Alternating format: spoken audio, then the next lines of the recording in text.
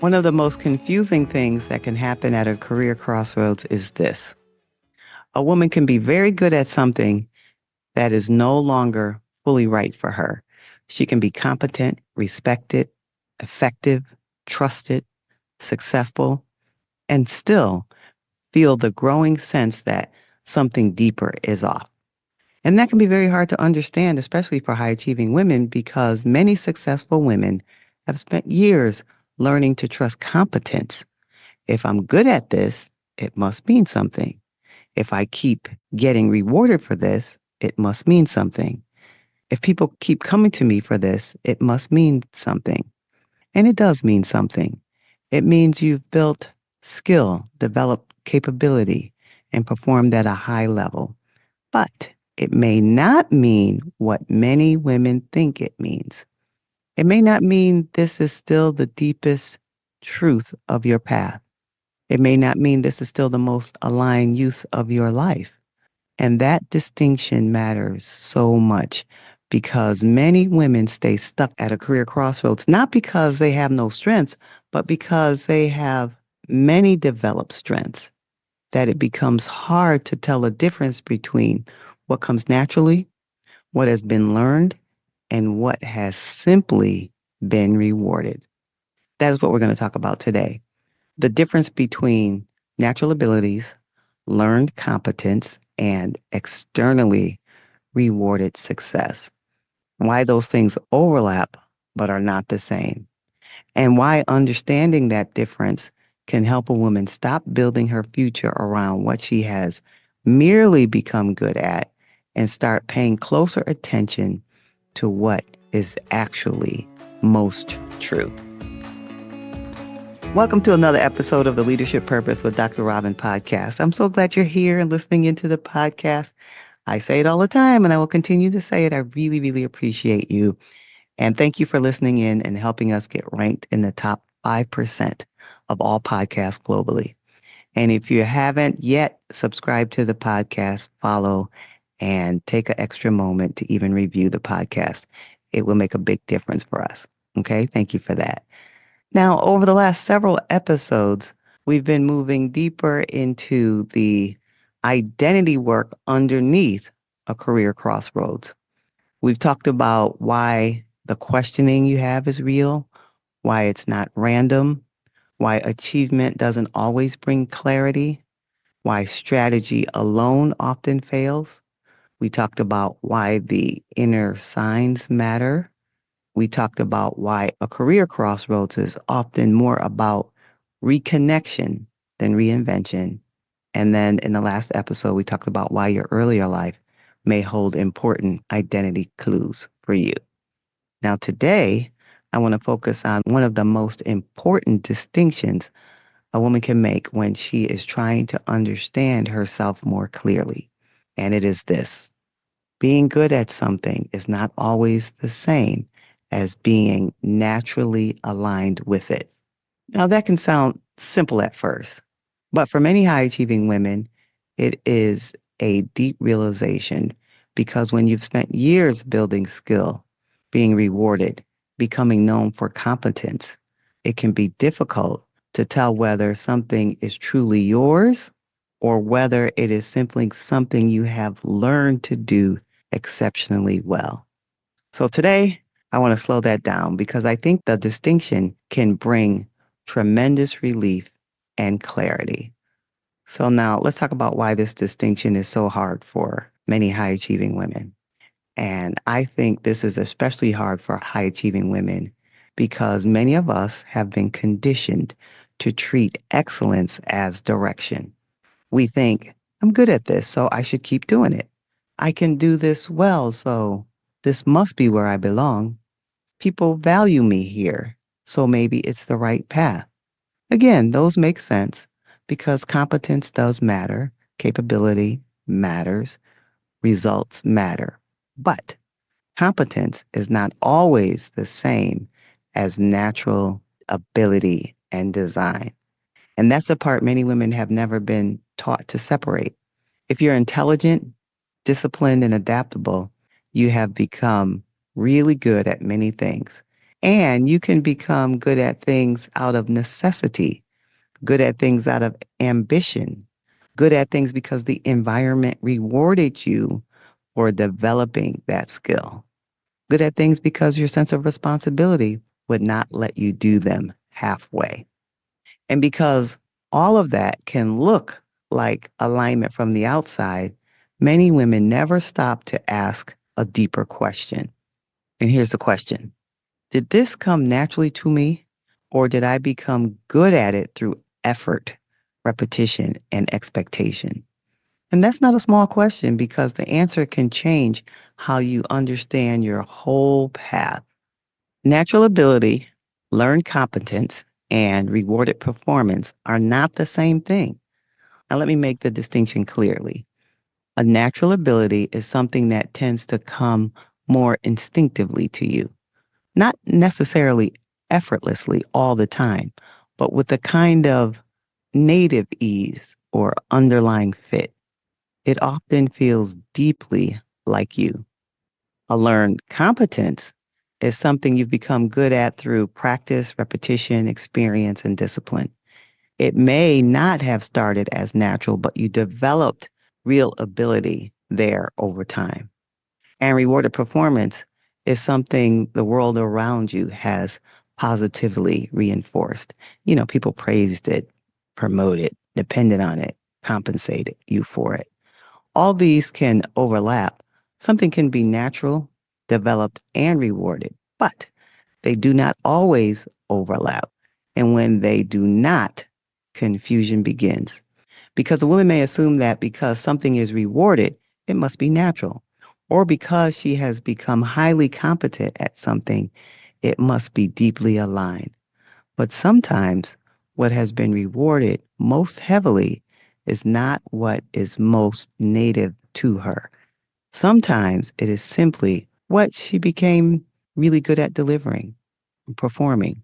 And once a woman starts seeing that clearly, so much more begins to make sense. Now, here's why competence can be misleading. Competence can be deeply misleading if a woman uses it as the only evidence of direction, because competence proves you can do something. It doesn't automatically prove that it's the truest use of your gifts. It proves that you have developed capacity. It does not automatically prove that the work is deeply energizing, sustainable, or aligned. And that matters because many women have built entire careers around things they're really good at while privately feeling the strain of knowing that excellence is not the same as resonance. I mean, yeah, they can do it and they may do it beautifully, but it may not feel true to who they are. And for high achieving women, that can be one of the hardest truths to admit. Because if you're good at something, it can feel irresponsible to question it. But questioning it is not a rejection of competence. So you may feel irresponsible to question it, but I want to say questioning it is not a rejection of your competence. It's an effort to understand it more honestly. It's an effort to help you ask, is this where I am most myself? Or is this simply where I've learned how to excel? And that's a powerful question. Some strengths are native to you and some are adaptive. So that's another way to think about it. And when I say native, they're deeply rooted in who you are. And so you may have some of those strengths and they may show up early and they tend to travel across contexts and they often carry a sense of rightness. On the other hand, an adaptive strength is something you've developed because life, career, work, others asked it of you.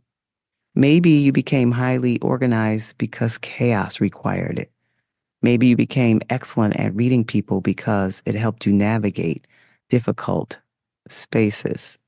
And maybe you became extraordinarily responsible because other people depended on you. Adaptive strengths are real strengths. I want to say that clearly. They're not false or fake. They may have served you powerfully, but not every adaptive strength is a core expression of who you are deep inside. And that distinction matters because some women build their identity almost entirely around adaptive strengths and then feel confused about why their success feels so effortful, so draining, and so disconnected from joy. It may be because they're living from what they had to become, not what feels most deeply like who they are. And this is not a judgment, it's an insight. You know, reward can hide the difference. One of the reasons this is so hard to untangle is because the world rewards usefulness. If you're good at something, useful people will keep coming to you for it. They'll praise you for it, trust you with more of it, build expectations around it. And then after a while, that external reinforcement can become so strong that you stop asking whether the thing being rewarded is actually the truest expression of you. You simply know that it works. And this is one reason high achieving women can become very successful in roles built around what others need from them rather than what feels most aligned for them. Because usefulness gets rewarded, and because usefulness and alignment are not always the same thing, a woman can be incredibly useful in ways that slowly pull her away from herself. And that is one of the quieter costs of high performance. The very thing that gets rewarded may also be the thing that obscures what is deepest and truest in you. All right, so what does natural ability often feel like? It often feels like something you return to, something that shows up across time, something you did early, even before you had language for it. You may still work hard at it, but there's often a kind of underlying fit. It feels less like performance and more like expression, less like proving and more like using what's already yours. Natural ability often carries energy with it, not constant, effortless energy, but a kind of alive engagement, a sense that even when the work is demanding, it still feels deeply like you. And very often, natural abilities leave clues, early signs, reoccurring patterns, moments in your life where others may have noticed something in you before you fully did. And that does not tell you the exact form your life must take, but it tells you something about who you are. And that matters. Okay, so now let's talk about what learned competence often feels like. Learned competence is different. It can feel respectable, strong, and developed. It may produce excellent results. It may become a part of your career identity. But if you look closely, sometimes it carries more effort than truth, more discipline than resonance, more achievement than aliveness. Again, that doesn't make it bad. Learned competence is valuable.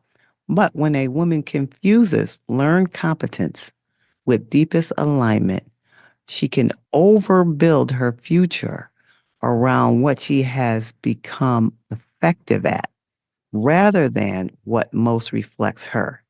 That is how some women end up extremely successful, but strangely disconnected. They built around what they could do, not what felt most deeply true to do. So, how can you begin untangling all this? I think the first step is to ask better questions, not just asking questions like, what am I good at? Not just that question, but other questions like these.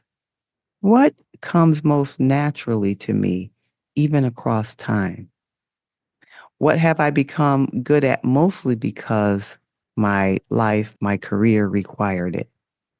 What do people come to me for because I'm useful, even if it is not what most enlivens me? What drains me, even though I do it well? Those questions do not instantly solve everything, but they begin creating discernment. And discernment is exactly what many women need at a career crossroads. So let me tell you why this distinction can bring relief when you're at a career crossroads. And one reason I love this distinction is because it can and has bring so many women relief. It helps her understand that just because she's good at something, it does not mean she's obligated to build the rest of her career life around it. It helps her understand why a path may look successful, but still feel misaligned. And it helps her stop shaming herself for questioning work she is objectively good at. And it helps her begin honoring the truth that skill is not the same as calling. Competence is not the same as core alignment, and usefulness is not the same as purpose. And understanding that is liberating, especially for women who have built so much of their identity and career identity around being able to do hard things well. Because sometimes the career crossroads is not about becoming more capable. Sometimes it's about becoming more honest about who you are. All right. So now, before we close, I want to leave you with a few questions. What are you naturally good at in a way that feels deeply like you? What have you become good at because life, work, responsibility required it? What part of or parts of your success have been built on usefulness more than alignment? And one more question. What would you change if you stopped assuming that every strength you've developed must automatically define your future? Sometimes one of the clearest breakthroughs at a career crossroads is realizing that excellence alone is not enough to tell you what is most true. So take those questions, think about them, reflect on them. If you journal, write them down. You'd be surprised what could come up. All right. So now in the next episode, we're going to build directly on the distinction we talked about today. Because once a woman begins to separate what's natural, what is learned, and what has been rewarded, the next question becomes, so what actually matters most in deciding what comes next? So in the next episode, we're going to talk about values and why what feels significant and important to you may be one of the clearest guides you have at a career crossroads. And so if you're at a career crossroads, I want to leave you with this. Being good at something is meaningful. It matters. It says something real about your capacity, but it's not the only truth. And it's not always the deepest truth. The deeper work is to understand not just what you do well, but what feels most deeply aligned with who you are. So I want to leave that with you. And until next time, this is Dr. Robin.